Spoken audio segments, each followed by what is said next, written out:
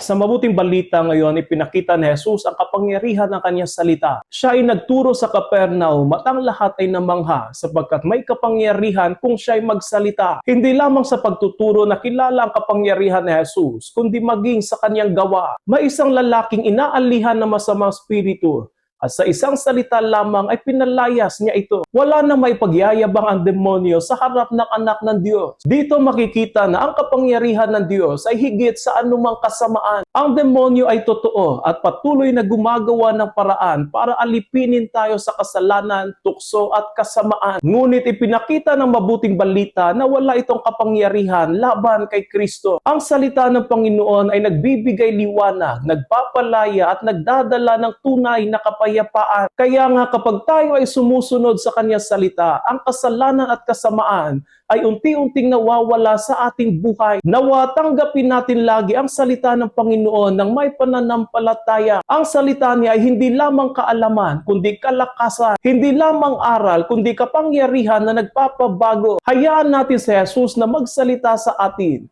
Dahil ang kanyang salita ay tunay na may taglay na kapangyarihan at kaligtasan.